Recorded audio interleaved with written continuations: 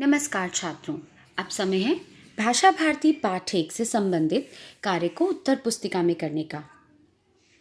जैसा कि दिखाए गए पृष्ठ में बताया गया है कि कार्य किस प्रकार आरंभ करना है, परंतु कार्य आरंभ करने से पूर्व मैं आप सबके सम्मुख 2 महत्वपूर्ण निर्देश देना चाहूँगी। पहला निर्देश, कक्षा 4 के सभी छात्र एक एक रेखा को छोड़ते हुए कार्य को आरंभ करेंगे। दूसरा महत्वपूर्ण निर्देश, कंप्यूटर की त्रुटि के कारण इस वीडियो में यह संभव नहीं हो पा रहा है, परंतु आप सभी हिंदी में सभी शब्दों को ऊपरी रेखा को छूते हुए लिखेंगे। अब शुरू करते हैं कार्य करने की विधि। सर्वप्रथम आप दिनांक लिखेंगे, उसके उपरांत आज का वार अर्थात मंगलवार। इसी रेखा में थोड़ा आगे बढ़कर विचार, मैं आत्मविश्वासी हूँ, इस विचार का चयन किया है, परंतु आप अपने आत्मबल को पुश करता हुआ कोई भी विचार यहाँ लिख सकते हैं। इसी रेखा में आगे बढ़कर कक्षा कार्य लिखा जाएगा। इसके उपरांत एक एक रेखा छोड़ते हुए आप कार्य करेंगे। सर्वप्रथम पाठ 1 विनय लिखेंगे, उसके उपरांत आप उद्देश्य लिखेंगे।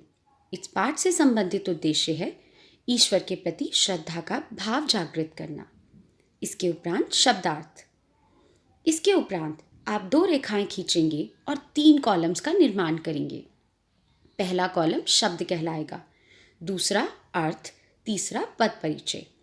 शब्द के कॉलम में आप दिए हुए शब्दों को लिखेंगे।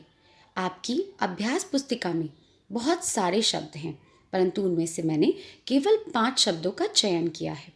पहला शब्द नादान, अर्थ भोले भाले नासमझ। आप सभी नादान बालक हैं। पद परिचय विशेषण।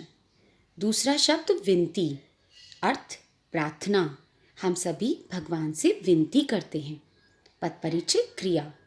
तीसरा शब्द विद्या, अर्थात पढ़ाई।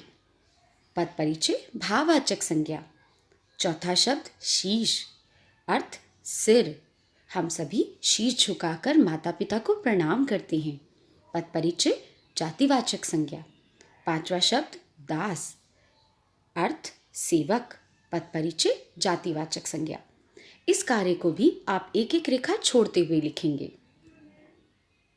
इसके उपरांत आप वाक्यों का निर्माण करेंगे।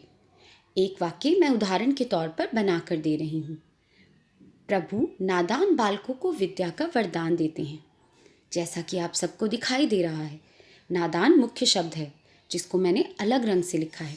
इसी प्रकार आप अपनी उत्तर पुस्तिका में एक एक रेखा छोड़ते हुए आगे के वाक्यों का निर्माण करेंगे। आपका दिन मंगलमय हो।